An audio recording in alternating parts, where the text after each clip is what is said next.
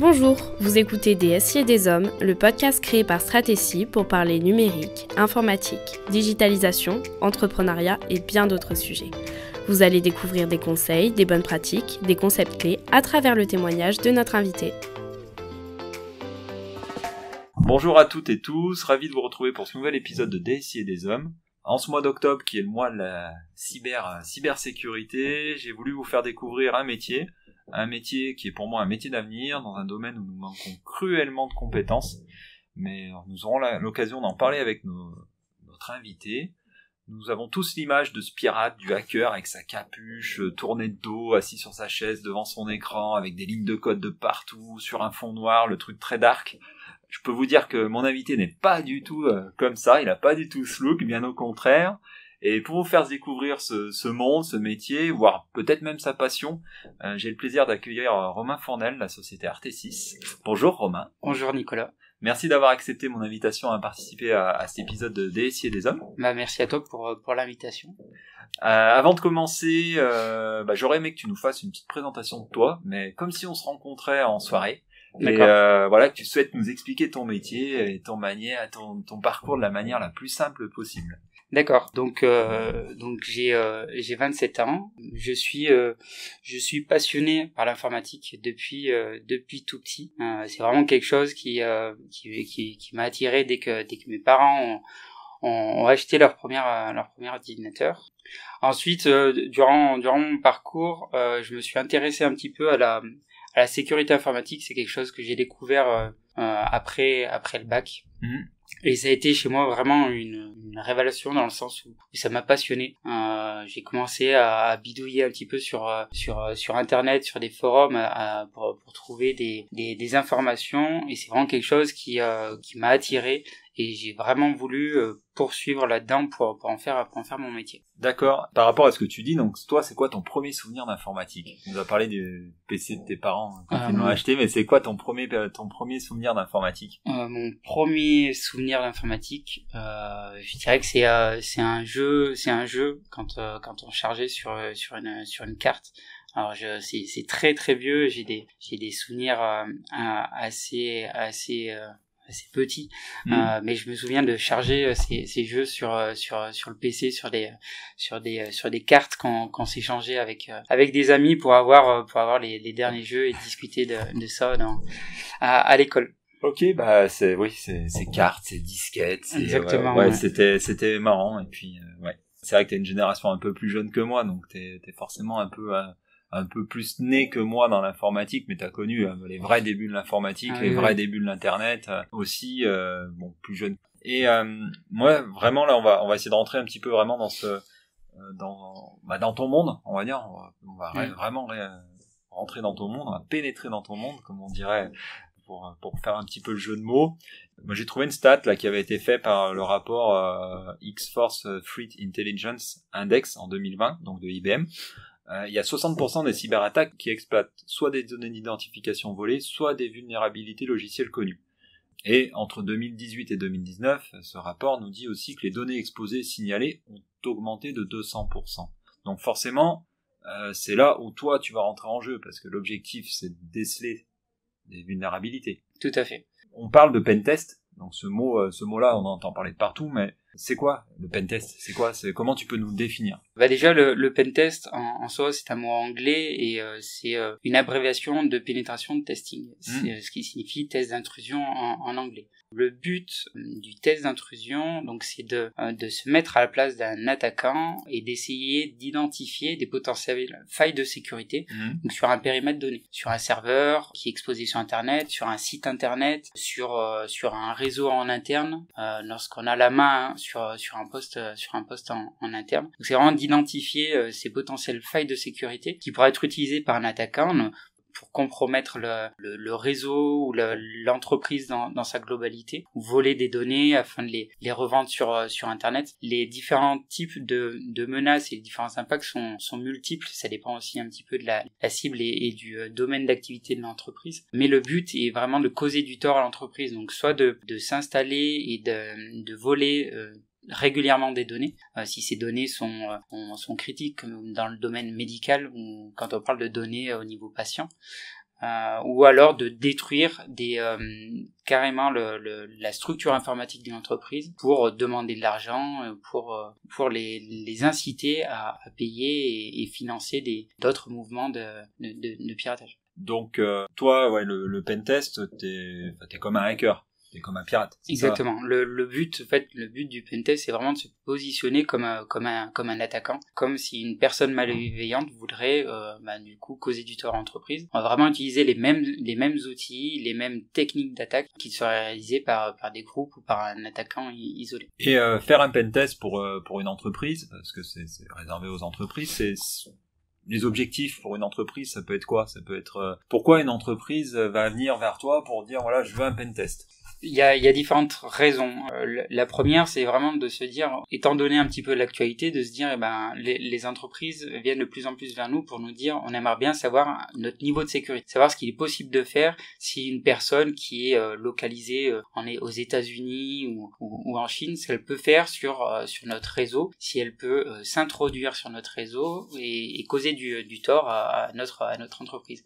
C'est vraiment la première raison pour laquelle les entreprises viennent nous voir pour ce type de prestations. Et dans les raisons, enfin, je pense que tu en as d'autres. Il y a aussi peut-être l'aspect réglementaire, c'est-à-dire, est-ce qu'il y a des entreprises qui sont obligées de faire ça? Alors, ou au niveau de la loi, comme tu parlais peut-être des entreprises de santé ou d'autres types d'entreprises, ou au niveau d'un client qui lui demande de faire ça, ou d'un partenaire. Enfin, voilà. Est-ce que c'est aussi des raisons que tu peux voir? Oui, on a des clients qui sont obligés d'entreprendre une démarche de vérification au niveau de la sécurité pour l'indiquer auprès de leurs clients. Ça, c'est notamment le cas pour les entreprises qui vendent du service ou des produits. Ils ont besoin d'indiquer à leurs clients qu'ils entreprennent une démarche de sécurisation de leur système d'information, qui prennent en compte cet aspect-là et qui réalisent de manière assez souvent des actions sur cet aspect. Quand tu dis assez souvent, ça veut dire que un pentest, on peut le faire une fois, on peut le faire, faut le faire tous les ans, il faut le faire. Quelle est un peu, enfin, une entreprise, elle va faire son pentest, faire son test d'intrusion. Qu'est-ce qu'elle va avoir? Elle va avoir des précos, elle va avoir, on va lui détecter des vulnérabilités, normalement. Et derrière, après, elle va avoir des précos. Et après, vous, c'est quoi? Enfin, c'est quoi la préconisation? C'est quoi Alors, durant le test d'intrusion, donc, on va donc identifier des vulnérabilités et les qualifier pour dire, voilà, on a trouvé, je donne l'exemple de 15 vulnérabilités. Sur ces 15, il y en a certaines qui sont critiques et qui ont un impact très élevé. Donc on va documenter au sein d'un rapport qu'on fournit au fait à la fin de ce test d'intrusion, qui comprend donc tous les détails de la prestation, le détail des vulnérabilités avec les recommandations associées. Donc on indique au sein de ce rapport tous les éléments pour corriger les potentiels faits de sécurité qu'on a trouvés lors de la prestation. Et ensuite, suivant un petit peu la structure de l'entreprise, on fait nos recommandations en termes de récurrence sur ces prestations.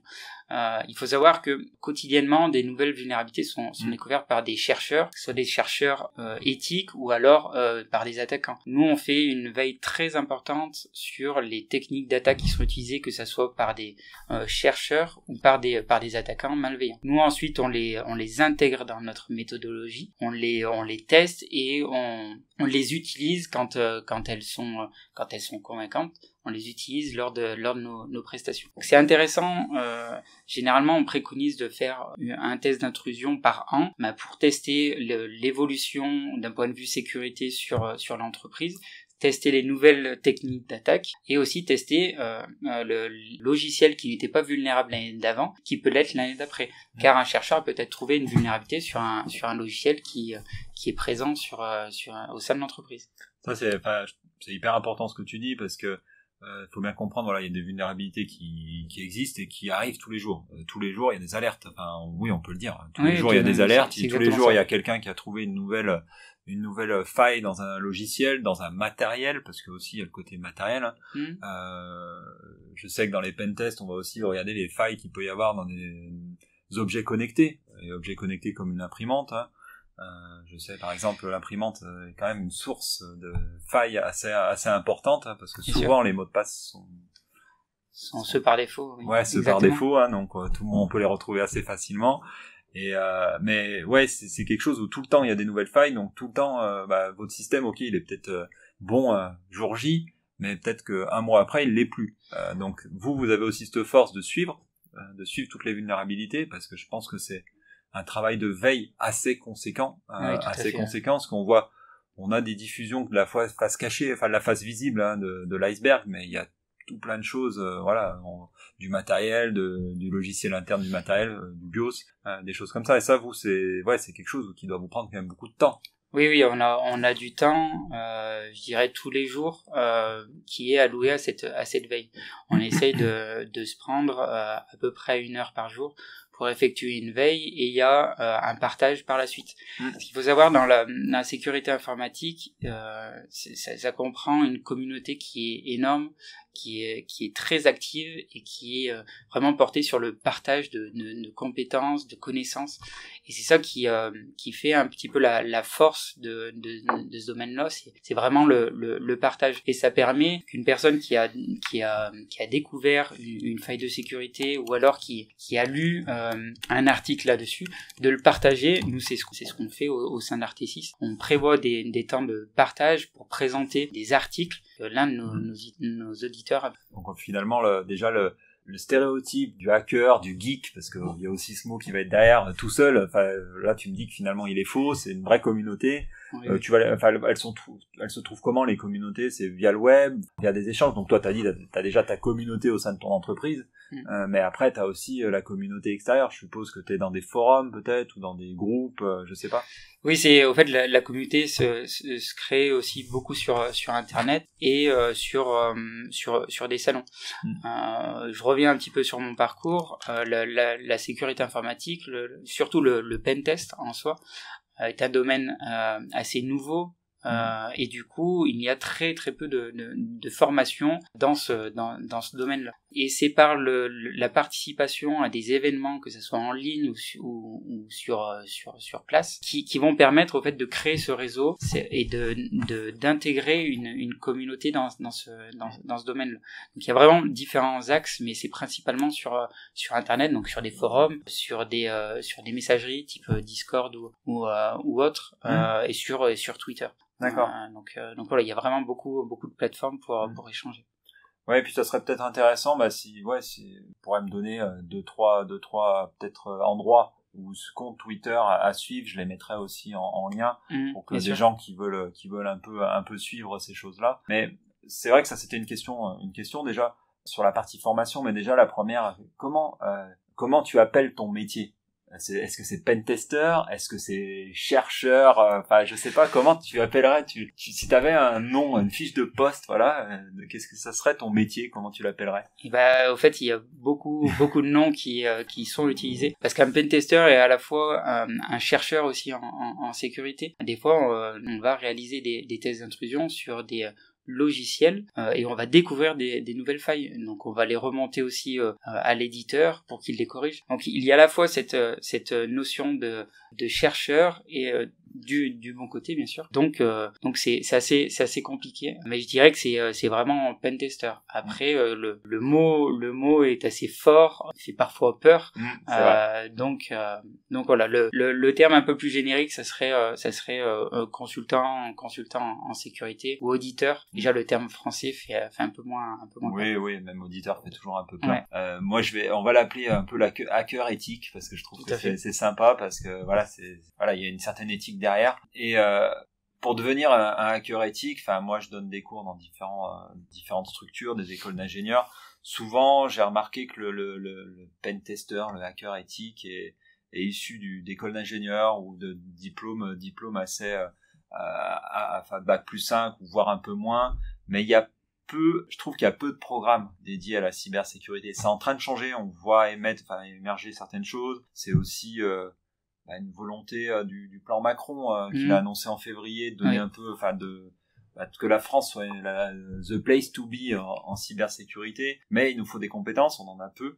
Mais toi, de ta vision, des équipes que tu dois embaucher, des gens que tu dois embaucher, c'est quel profil? C'est des gens qui peuvent être autodidactes? C'est des gens qui ont une formation dédiée à ça? Je dirais que pour la partie de test d'intrusion, la partie pour moi diplôme n'est pas très importante, étant donné qu'il y a très peu de formation dans ce domaine-là, ou alors des écoles d'ingénieurs, mais le test d'intrusion proprement parlé ne sera pas vraiment vu. Ça sera plutôt de l'aspect générique de la sécurité. Donc c'est pas forcément les diplômes pour moi qui m'intéressent lorsque j'ai à recruter un pentester. Ce qui est très intéressant, ce qui est la première chose, c'est la volonté de la personne d'apprendre, de s'être formée de son côté. Il faut savoir qu'une personne qui a uniquement un bac, si elle suit des cours en ligne, si elle s'entraîne sur des plateformes, si elle peut être bien plus opérationnelle et bien plus performante qu'une personne qui a suivi un cursus universitaire sans s'être formée à côté. Il y a aucune école pour moi qui va apprendre réellement le métier du pentester. Ça s'apprend énormément tout seul, de son côté, en participant à des événements, en s'entraînant sur des plateformes, etc. C'est vrai qu'en préparant le podcast, j'ai aussi vu ça, je l'avais vu. C'est un métier qui me fait un peu vibrer, que j'ai toujours eu envie d'aller plus loin, mais par manque de temps, voilà, j'ai bien compris que c'était vraiment autodidacte, qu'il fallait chercher, qu'il fallait faire des formations en ligne, qu'il fallait aussi participer à des grands événements comme la nuit du hack, je crois que j'ai le DEFCON aussi, voilà, des événements dédiés à ces métiers-là. Ouais. Tu as participé toi à la nuit du hack, oui. Et à la DEFCON non, pas encore. C'est un gros événement aux États-Unis, mais non, pas encore. Mais à la nuit du hack, oui. Sur Lyon aussi, il y avait l'INSA qui proposait aussi un événement autour de la cybersécurité. Il y a sur Grenoble aussi la GREAC, qui est un événement un peu plus il y a un univers très technique où il y a des conférences dédiées vraiment à des POC, à des mises en situation et des présentations de nouvelles failles de sécurité. Et vraiment la participation à ces événements, ça permet de rencontrer les acteurs un petit peu de la communauté, la cybersécurité, et surtout savoir ce qu'il faut faire pour devenir un pentester. Moi, c'est vraiment en participant à ces événements que j'ai échangé avec des pentesters pour vraiment identifier moi ce que je voulais faire dans la sécurité. Parce qu'au début, quand je m'y suis intéressé, je ne savais pas que je voulais faire pentester. Je savais que ça m'intéressait, mais je ne savais pas vraiment ce que je voulais faire. Parce que la cybersécurité est un domaine quand même très très varié. Mais en participant à ces événements et en échangeant avec des personnes qui font ça constamment, j'ai vraiment orienté mes recherches et je me suis dit c'est vraiment là-dedans que je veux faire ma profession. D'accord. Bon, là tu l'as bien remontré, c'est vrai que c'est un côté très autodidacte, quelqu'un qui, je pense, dans les qualités requises, qui va être curieux, qui va être patient, parce que je pense qu'il faut être très patient dans ton métier, parce que vous faites de la recherche, donc il faut chercher, et comme tout chercheur, des fois on trouve rien. Oui. Je pense que c'est ça aussi, au bout d'un moment tu dis mais je trouve rien. Voilà. Exactement, on peut pendant des tests d'intrusion, il peut se passer 3-4 jours sans que en analysant énormément de données ou d'informations et de ne pas trouver de failles de sécurité. Il faut aussi être très déterminé, parce que le fait de rien trouver pendant 3 ou 4 jours ne veut pas dire qu'à la fin on ne va rien trouver. Ça veut dire qu'il y a une phase énormément d'analyse, de compréhension du périmètre que l'on audite, pour ensuite avoir une réflexion et se dire vu le contexte, il faut que je m'oriente vers telle possibilité d'attaque, et etc. Donc vraiment il faut avoir une détermination très très importante. Et ça t'est déjà arrivé dans les pentests que t'as fait d'arriver au bout du nombre de jours entre guillemets que tu t'étais alloué, parce que pour estimer un pentest pour une entreprise, tu vas définir un périmètre, un périmètre qui va à peu près te dire voilà le temps que je vais y passer, mais au bout d'un moment tu dois t'arrêter, c'est bon, voilà, sinon je pense que tu pourrais y passer des jours et des jours. Oui, tout à fait. C'est ça. Hein. C'est exactement ça je dirais l'inconvénient du test d'intrusion.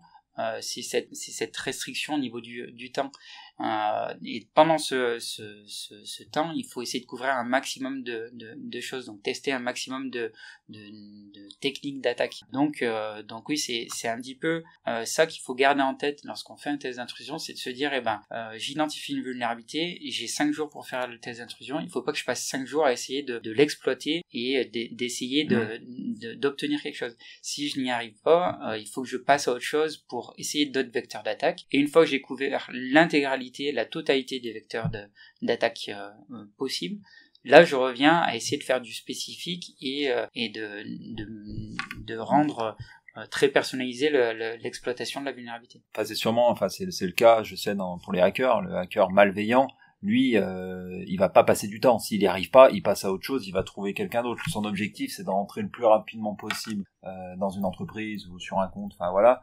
Après, il passe parce que l'objectif, c'est de récupérer de la donnée pour la revendre. Hein, c'est un peu ça. Ou pour autre chose. Et voilà, son objectif aussi, c'est d'aller plus vite. Donc toi, si tu la trouves pas au bout de 5 jours, t'as de grandes chances que le hacker la trouve peut-être pas tout de suite, donc il aura passé son chemin. Après voilà, c'est un type de menace. On a ces groupes ou ces individus qui vont essayer de faire en masse et se dire j'essaye de scanner la globalité d'internet, d'essayer d'exploiter des périphériques ou des serveurs qui sont facilement exploitable entre guillemets, ceux qui requièrent un petit peu plus de travail pour exploiter, ils vont passer dessus. Après, on a aussi des attaquants qui vont se focaliser sur une entreprise et là qui eux vont avoir 1 an, 2 ans, 3 ans pour exploiter et compromettre le système d'information de l'entreprise. Donc eux, malheureusement, ils n'ont pas du tout de contraintes au niveau du temps, donc ils ont tout le temps pour vraiment compromettre et exploiter une vulnérabilité. Ça va être suivant l'objectif que veut l'attaquant. Bien sûr, c'est exactement. aussi ça, c'est comme tu dis, l'attaquant qui veut prendre le temps, qui a vraiment cet objectif d'attaquer cette entreprise, il va prendre le temps qu'il faut pour l'attaquer. Donc voilà. Alors après, sûrement l'entreprise aussi va être attaquée, il y aura peut-être des systèmes de détection qui vont permettre de dire attention, on a quelqu'un qui essaye d'attaquer. Mais ça, voilà, c'est un autre sujet qu'on pourrait parler bien sûr. très très longtemps. Mais c'est le hacker, lui, il est là, il a un objectif en tête. C'est soit il veut faire du volume et attaquer assez facilement parce qu'il connaît une faille et il veut tester cette faille. C'est souvent ça, il veut tester cette faille en volume et essayer de récupérer ce qu'il peut. Ou alors il a une idée sur une entreprise et il va tout faire pour y rentrer. C'est exactement ça. Le but du test d'intrusion, c'est vraiment d'empêcher toutes les personnes, tous les hackers qui font du volume de compromettre le serveur ou le système d'information de l'entreprise.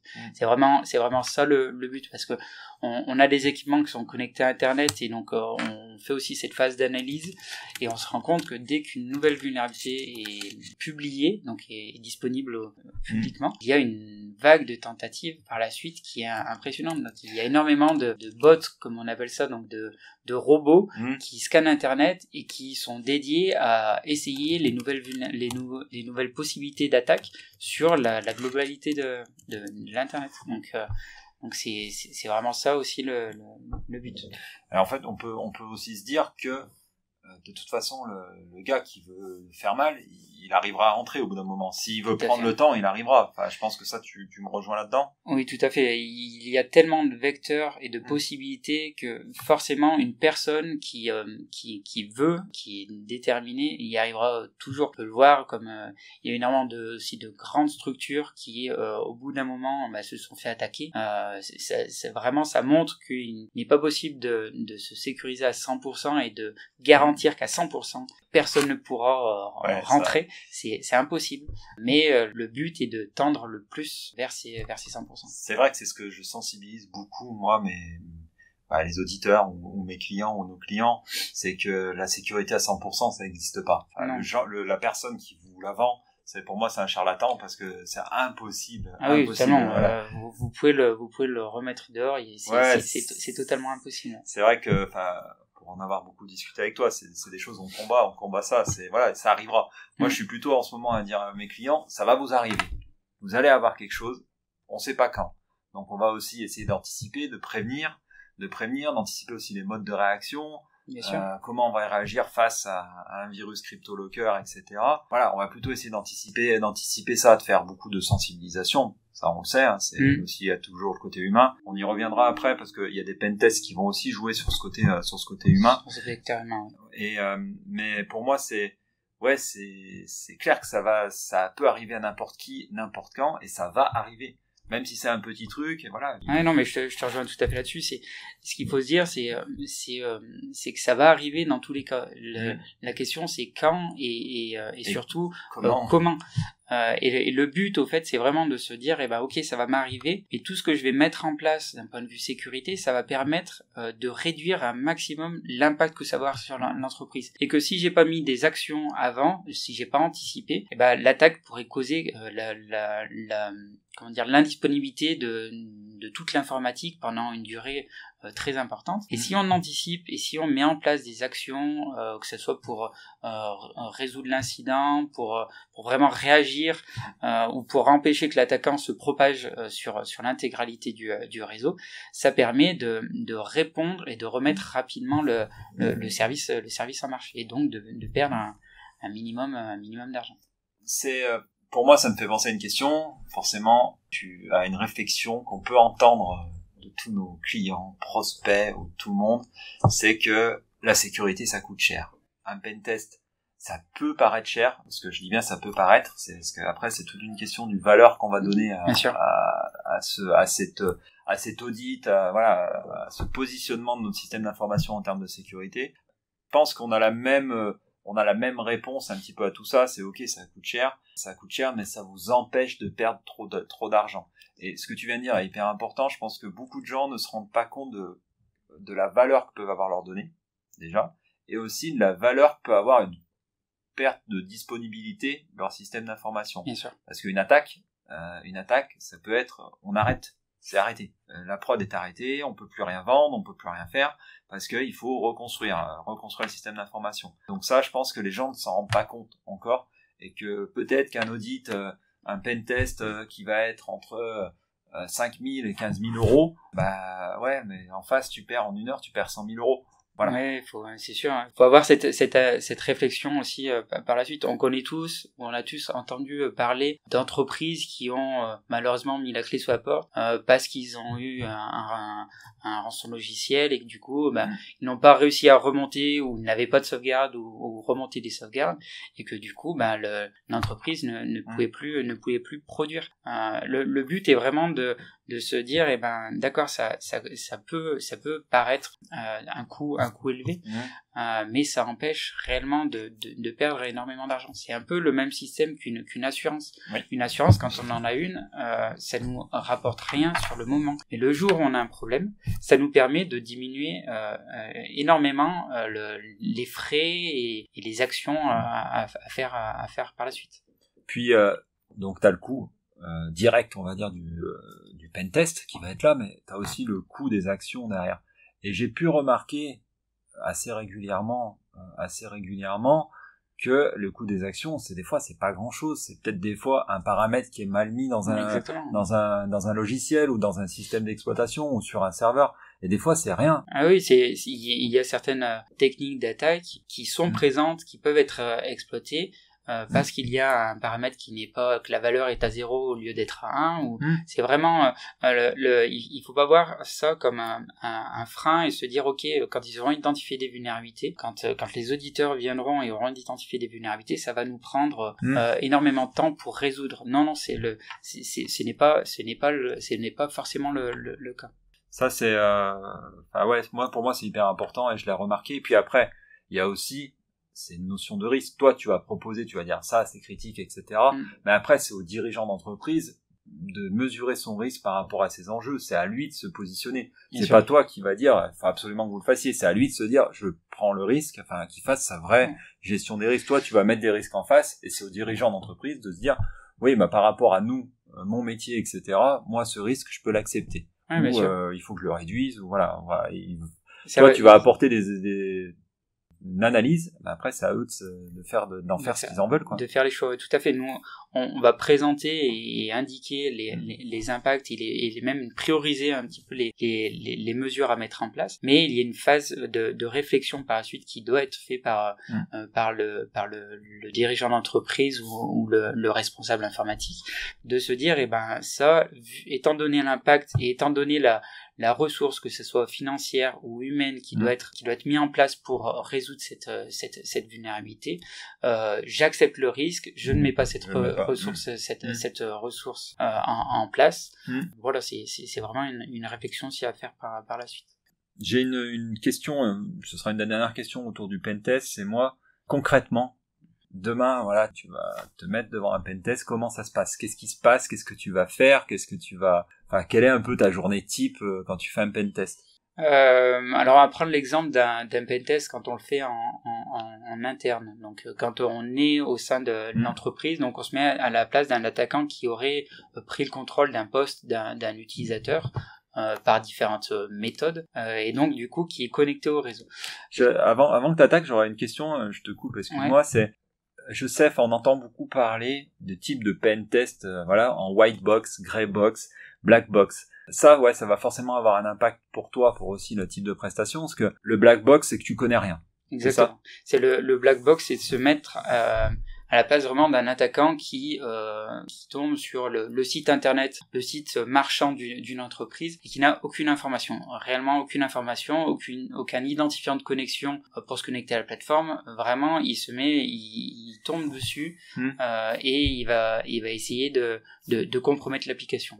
Dans cette façon de réaliser la prestation, c'est vraiment dans cette optique-là, d'avoir aucune information. Ensuite, comme tu l'as dit, on a la grey box. Donc là, on va demander des informations aux clients sur l'application qu'on audite. Toujours dans cet exemple sur un site marchand, on va demander aux clients des informations techniques sur l'application, des identifiants de connexion afin de tester aussi toutes les fonctionnalités qui sont mises à disposition des utilisateurs.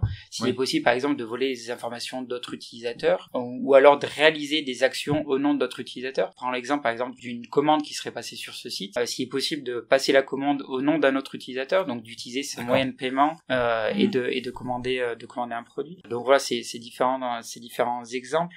Et ensuite, on a le white box où là, on a vraiment toutes les informations de l'application. On va aussi regarder le code source de l'application et de se dire, faire une analyse un peu plus au niveau du code, au niveau sémantique, et de dire, là, il y a des possibilités d'optimiser l'application pour qu'elle réponde plus facilement, et de mettre en place certaines protections aussi au niveau sécurité. Et ça, c'est pareil, tu vas le définir suivant l'objectif du pentest que veut l'entreprise, et peut-être des fois aussi sur niveau de coût, parce que forcément, plus t'as d'informations, peut-être moins il y a de coûts associés, parce que tu vas peut-être passer moins de temps à rechercher. Ouais, ça dépend vraiment du contexte et du type un petit peu de la prestation.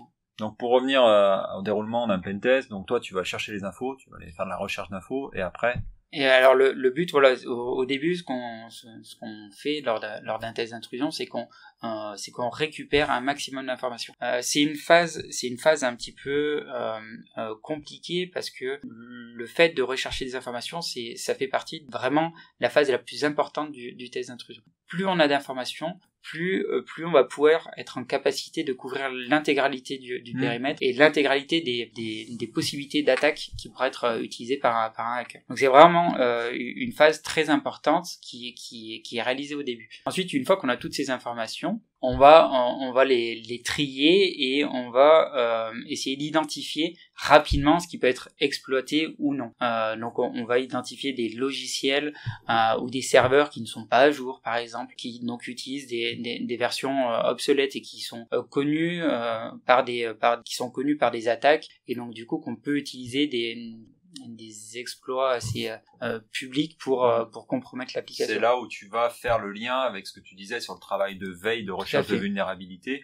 C'est-à-dire toi, tu auras cherché auras cartographié l'entreprise, tu vas dire bah eux tiens voilà ils ont des postes en Windows, en Microsoft, en Windows 7, en Windows 10, ils n'ont pas fait les mises à jour et là tu vas mettre après je pense dans le rapport, tu vas dire voilà vous avez X postes en Windows 7, c'est plus maintenu, ça présente ce risque là, vous avez voilà je prends le cas basique parce que c'est tout le monde peut comprendre. C'est exactement ça la réflexion. Une fois qu'on a toutes ces informations, nous on va passer ces informations dans des outils qui vont nous dire voilà au sein de l'entreprise il y a telle version de Windows qui est impactée par telle vulnérabilité. Ensuite on va essayer d'exploiter cette vulnérabilité pour voir réellement l'impact que ça peut avoir, toujours en gardant en tête le but de la prestation. C'est vraiment ce qui est important, c'est de se dire la prestation, le but c'est vrai, c'est de compromettre l'intégralité du système d'information, mais pas que, de montrer aussi qu'il est possible qu'un simple utilisateur puisse voler ou modifier des données sensibles.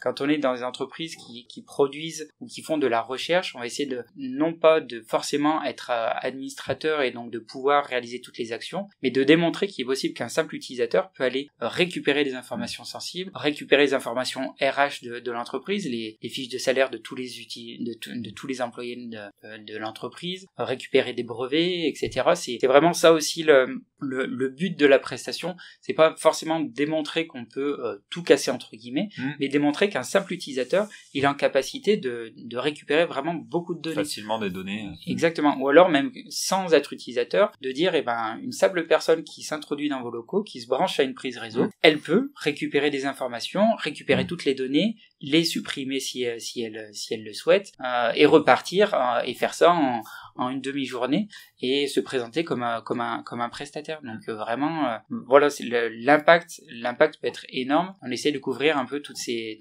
façons d'attaquer. Ok. Et une question, parce que tu en as un petit peu parlé, mais c'est vrai que je voudrais qu'on la reprécise. Quels sont les différents types de pentest possibles? Parce que je sais qu'il y a un catalogue, c'est presque ça, mais qu'est-ce que tu peux nous citer un peu en pentest? On a beaucoup parlé du pentest un peu interne, on va dire interne, c'est-à-dire on veut attaquer une entreprise et son système d'information en interne. Mais qu'est-ce que tu peux dire si tu as évoqué le pentest du site web? Ouais, tout à fait. On a des intrusions un peu plus applicatives où là on va se focaliser sur un site internet qui est accessible depuis internet. Donc on va essayer de voir si une personne localisée n'importe où dans le monde peut attaquer ce site, compromettre le serveur qui l'héberge et potentiellement soit s'introduire dans l'entreprise, sur le réseau de l'entreprise, ou alors causer du tort à l'application. Comme autre prestation, on a aussi en test d'intrusion, on a la partie plus externe. Donc là, on va pas vraiment se focaliser que sur une application web, mais sur tous les équipements qui peuvent être disponibles sur Internet. Je donne un exemple, mais lors d'une prestation, on peut aussi découvrir des équipements, comme tu as dit, type IoT. Et il est possible, par exemple, lors d'un test de ce type-là, d'exploiter une vulnérabilité sur des caméras qui seraient exposées sur Internet, et donc de prendre la main sur les caméras qui sont présentes dans les locaux de l'entreprise, ou alors des imprimantes qui sont exposées sur Internet. Vraiment tous les équipements qui sont exposés sur Internet. Nous, on va les tester et voir s'il est possible de s'introduire et d'exploiter les potentielles failles de sécurité sur ces équipements.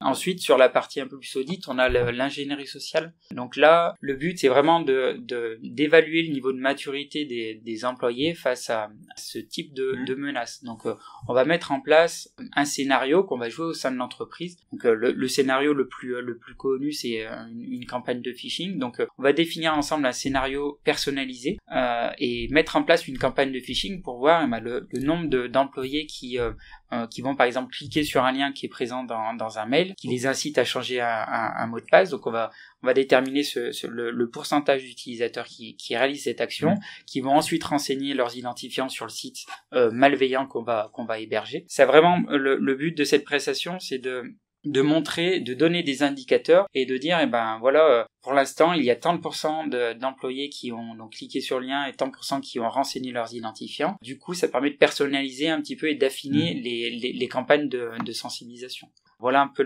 l'idée de nos prestations. C'est très vaste. Je pense que c'était hyper important de voir ce côté aussi ingénierie sociale, c'est qu'on peut aller tester un peu les utilisateurs de certaines manières pour voir comment, parce que comment ils peuvent être aussi le point faible. Hein, tout à fait. Et c'est vraiment malheureusement l'un des premiers vecteurs d'attaque utilisés. D'accord. C'est la vigilance des utilisateurs face à ce type d'attaque. Parce qu'on a aussi réalisé des attaques un peu plus physiques, dans le sens où on va disposer des clés USB un peu à des endroits stratégiques autour des locaux et au sein des locaux. D'accord. Okay. En mettant un petit peu soit des messages type confidentiel ou autre sur les clés USB. Et on va tester aussi un petit peu la curiosité entre guillemets des utilisateurs et voir s'ils ont le réflexe ou non de récupérer cette clé USB et de la brancher sur leur poste professionnel en arrivant au travail. Donc voilà, il y a différents types de scénarios, mais c'est quelque chose, c'est une prestation qu'on réalise généralement tous les ans au sein des entreprises pour remettre malheureusement une couche chaque année là-dessus pour dire aux utilisateurs attention, soyez vigilants. Ça existe toujours et c'est quelque chose qui est énormément utilisé. Soyez vigilants et on donne les différentes aussi recommandations associées. Merci bien pour toutes ces précisions. On va parler un peu de toi maintenant. Oui. Parce que voilà, d'essayer des hommes, il y a des hommes. Il y a des hommes derrière ces pentests. Il y a pas forcément des geeks. Hein. On les imagine avec leurs lunettes, devant leur PC, en train de manger des pizzas et c'est jamais en sortir. Et de boire du coca tout et de boire du coca quand c'est pas de la bière. Ouais, mais bon, voilà. Et en fait voilà, je voudrais qu'on te connaisse un peu mieux. Et il y a une question que j'aime bien poser, c'est est-ce que tu pourrais nous parler d'un de tes échecs, difficultés, doutes et quels enseignements tu as pu en tirer? Ça peut être un échec dû à un pentest ou des choses comme ça. Et qu'est-ce que tu as pu en tirer? Voilà. Je reprends un échec à la fin de mes études. Donc j'ai réalisé un master sur Lyon, pas spécialisé en cybersécurité, mais plus dans le domaine de l'administration système et réseau. Et à la suite de ça, j'ai vraiment voulu trouver directement un travail dans le pentest, dans l'audit. Malheureusement, il y a très peu d'entreprises qui prennent des personnes qui n'ont pas d'expérience dans ce domaine-là, qui sont formés un petit peu tout seuls. C'est assez compliqué de trouver du travail directement dans ce domaine-là quand on n'en a pas fait avant, quand on n'a pas d'expérience. Donc j'ai mis un moment avant de trouver ce travail. J'ai eu énormément d'échecs suite à des entretiens, et la chose qui revenait à chaque fois, c'est excusez-moi, mais vous n'avez pas d'expérience, on peut pas former. Étant donné qu'il y a énormément de pénurie de talent dans ce domaine-là, les entreprises prennent pas forcément le temps de former, se disent non, nous on veut un auditeur qui soit opérationnel tout de suite, parce que il y a du travail, il y a pas beaucoup de talent, donc on verra plus tard pour la formation. Donc voilà, j'ai dû persévérer pendant un moment, et au bout d'un moment, une entreprise sur Lyon a bien voulu m'accueillir pour me former dans ce domaine-là et me donner la méthodologie qui allait un petit peu avec ce que j'avais appris à travers différents forums sur internet. Et c'est vraiment là-dessus la différence entre une personne qui a de l'expérience et une personne qui en a pas. C'est plus sur l'aspect méthodologie, parce que les connaissances, les techniques d'attaque, etc., une personne qui est autodidacte, elle les a, il y a aucun problème là-dessus. Nous, en veille, on fait exactement le même travail qu'une personne dans son coin qui ne travaille pas là-dedans. Donc du coup voilà, c'est vraiment là-dessus où ça a mis du temps, mais j'ai quand même réussi au bout d'un moment à y arriver. Et en enseignement, qu'est-ce que tu peux en tirer pour maintenant, ça? De pas baisser les bras. Malheureusement, c'est ça, c'est qu'il faut pas du tout baisser les bras et se dire le vent va tourner et j'aurai ma chance et la saisir, parce que j'aurais pu retomber dans l'administration système et réseau, il y a du travail aussi, j'aurais pu retomber là-dedans et me dire tant pis, peut-être plus tard ou autre. Mais il faut persévérer et garder du contact avec les gens et saisir l'opportunité dès qu'elle se présente. C'est vrai qu'avec toutes les infos que tu as données, là, ça va permettre aussi aux gens peut-être de se dire j'aimerais bien y aller. Et ce message est important, c'est vrai, que pas baisser les bras. Et puis il y a peut-être aussi un autre message aussi à faire passer aux patrons de ces entreprises-là, de pentesters et tout. Les jeunes sont là, il faut des gens sans expérience. Il faut prendre le temps. Voilà, et c'est comme tu dis, c'est de la méthodo, et la méthodo c'est vite appris, mais après si la personne est curieuse, elle fera, comme tu dis, là, vous avez une grosse part de veille, de recherche, et ça, c'est le savoir-être de la personne et son caractère qui va lui permettre. Donc c'est exactement ça. Et puis vraiment se dire, une personne qui n'a pas d'expérience mais qui a la motivation et qui a appris énormément de choses de son côté, une fois que la méthodologie est donnée et ce qui est assez rapide, elle est opérationnelle très très rapidement. Ok, merci. Et dernière question, si tu avais un livre, une série ou un film à nous conseiller qui soit en rapport ou pas avec la sécurité du système d'information, qu'est-ce que ça serait? Je vais reprendre un peu une série très geek dans le domaine de la sécurité. Après c'est une série vraiment c'est un aspect un petit peu plus politique, etc.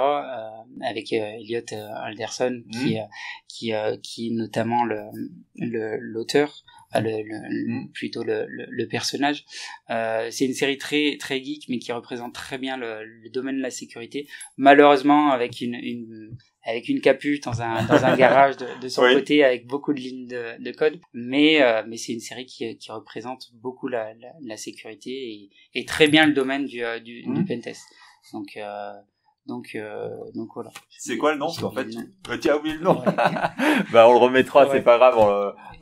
Tu connais très bien non, mais c'est pas grave. Je le remettrai. Tu me le retrouveras et je le remettrai en lien. Mais voilà, je vois laquelle tu parles, mais pareil, impossible de m'en rappeler. C'est pas grave.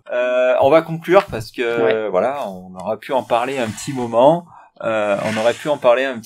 Si tu avais un mot pour conclure, ce serait quoi? Ça serait de dire aux entreprises que la sécurité, faut pas prendre ça comme un frein, vraiment comme quelque chose qui doit rentrer dans le cycle de vie de la gestion du système d'information, et se dire ça n'arrive pas qu'aux autres, ça peut arriver, et ça va forcément arriver. Donc après les types de prestations et les accompagnements s'adaptent un petit peu forcément aux entreprises, mais vraiment ce qui est important de retenir, c'est qu'il faut faire cette démarche et le prendre en compte pour vraiment assurer la pérennité de l'entreprise.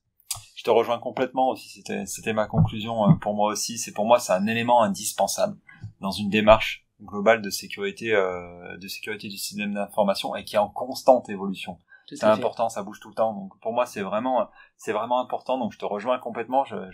Je l'ai noté en plus, moi. Donc c'est vraiment, c'était pas préparé qu'on soit en accord. On s'était pas donné le mot. On s'était pas donné le mot, donc c'est plutôt bien. Moi aussi, en conclusion, c'est un métier qui me fait rêver. Par manque de temps, etc. J'ai pas le temps. C'est un de mes rêves un jour de me former, mais juste me former, pas en faire un jour mon métier, mais vraiment de comprendre, parce que je pense qu'aussi ça permet de comprendre certaines choses. Mais voilà, c'est pas mon objectif, parce que voilà.